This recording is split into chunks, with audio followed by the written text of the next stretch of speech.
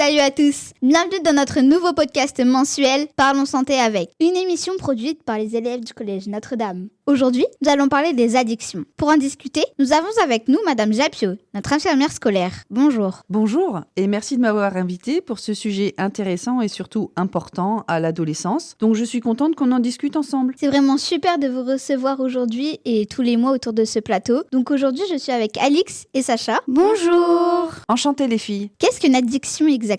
Alors une addiction, c'est quand une personne n'arrive pas, ou du moins a énormément de mal à se passer de quelque chose. Même si elle sait que ce n'est pas bon pour elle, elle a l'impression qu'elle ne peut pas s'arrêter. On va parler alors de dépendance. Il y a deux sortes d'addictions. Des addictions aux substances comme l'alcool, le tabac, les boissons énergisantes ou certaines drogues, la puff, le PTC, le proto. Mais c'est quoi de ça, le PTC, le proto ? Alors le PTC, c'est ce que vous appelez aujourd'hui le pète ton crâne. C'est une substance vraiment qu'on met dans les puffs, dans les cigarettes électroniques. Et le proto, c'est le protoxyde d'azote, le gaz hilarant, qui est très à la mode en ce moment chez les jeunes. Et donc je vous disais ces addictions aux substances.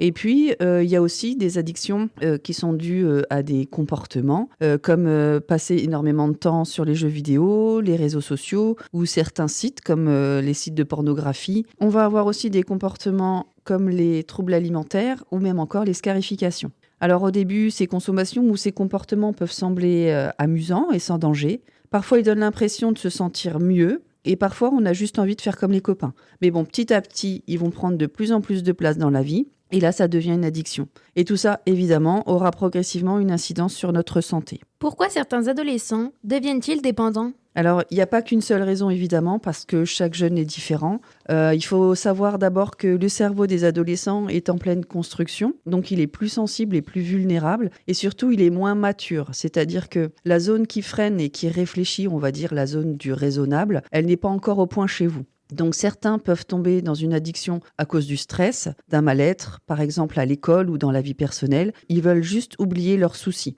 D'autres s'ennuient ou cherchent simplement à faire comme les autres, à s'amuser. Parfois, on commence aussi juste pour essayer, par curiosité ou pour se détendre. Il va donc y avoir un commencement, un premier pas avec une consommation ou un comportement, et ensuite toujours une envie de recommencer. C'est ce qu'on appelle le mécanisme de récompense. Mais bon, le cerveau, il va vite s'habituer au plaisir que ça procure.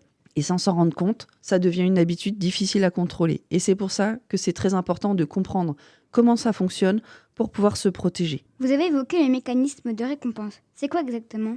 Alors, à la base, notre cerveau est programmé pour dire « ce qui me fait du bien est utile pour vivre, donc je dois recommencer ». Par exemple, boire, manger, dormir, etc.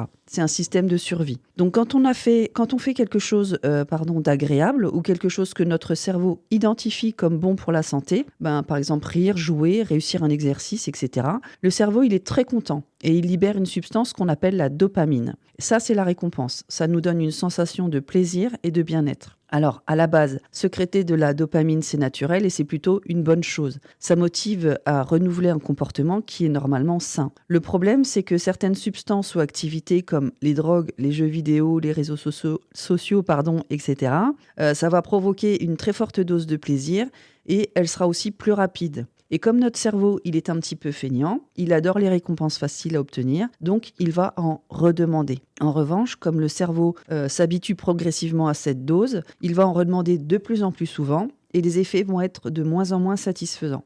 Et là, on perd le contrôle. Ah oui, je comprends mieux, mais du coup, c'est quoi les signes qui montrent qu'on est dépendant ? Eh bien, écoute, il existe plusieurs signes qui peuvent alerter, comme par exemple quelqu'un qui pense tout le temps à cette activité ou à cette substance. On a tout le temps envie de le refaire et d'en reprendre, ou d'en reprendre s'il s'agit d'une substance. Se sentir énervé, stressé ou triste quand on ne peut pas accéder à ces activités-là ou à ces substances-là. Quand on arrête aussi des activités qu'on aimait bien faire avant, comme le sport ou voir ses copains, le fait de s'isoler, se coucher très tard à cause des écrans, être fatigué en classe. Il arrive aussi que certains enfants commencent à mentir ou à cacher ce qu'ils font aux parents ou aux adultes. Parfois, il y en a même qui sont obligés de voler pour pouvoir acheter leur substance. Donc, quand on se reconnaît dans plusieurs de ces signes-là, ou que ce soit chez soi ou chez un ami, c'est important du coup de ne pas rester seul et d'en parler à un adulte de confiance. Mais du coup, comment peut-on éviter de tomber dans une addiction ? Eh bien, en fait, il existe des gestes assez simples pour se protéger au démarrage. En tout premier lieu, évidemment, si c'est possible, ne pas commencer certaines consommations. En tout cas, pas à votre âge, pas parce que vous êtes trop jeune. Ensuite, on peut évidemment parler quand ça ne va pas. Au lieu de garder tout pour soi, on peut parler à ses parents. Si c'est trop compliqué avec ses parents, parce que parfois certains ne sont pas forcément à l'écoute ou ne sont pas à l'aise avec ces questions-là, on peut en parler à l'infirmière scolaire. Il y a aussi des associations pour les jeunes, comme la Passerelle Jeune à Châlons. Ensuite, il faut aussi apprendre à dire non aux copains, même si ça n'est pas toujours facile. On peut aussi trouver des activités qui font du bien, qui sont sans danger, comme le sport, la musique, le dessin, la lecture, passer du temps avec ses copains. Et même quand on a la flemme, parfois, il faut se forcer un petit peu et vite on retrouve du plaisir à ces activités-là. On peut aussi faire attention au temps passé sur les écrans, par exemple en se fixant des limites, en mettant des timers. On peut aussi, si on consomme déjà, savoir se dire « Ok, là, j'attends un petit peu, j'ai envie de faire ce truc-là, mais je me donne un petit peu de temps avant de céder à cette envie et ça permet de rééduquer son cerveau. »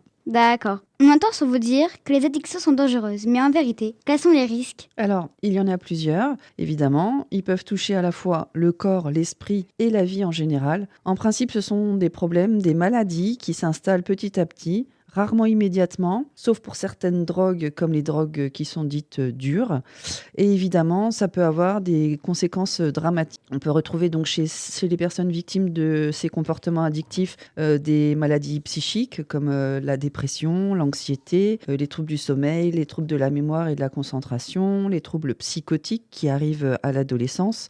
Mais c'est quoi les troubles psychotiques ? Alors ça, c'est une bonne question. Alors c'est un petit peu complexe pour t'expliquer ça rapidement aujourd'hui.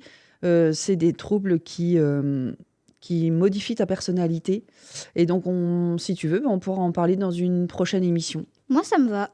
Ok. Et donc, on était donc parti sur les troubles psychotiques. Et donc, au final, ces maladies psychiques peuvent induire un risque suicidaire. On a aussi les maladies physiques comme les maladies du foie, les cancers, les maladies du cœur, les accidents vasculaires cérébraux, les maladies respiratoires, les risques d'overdose avec les drogues, le proto, etc.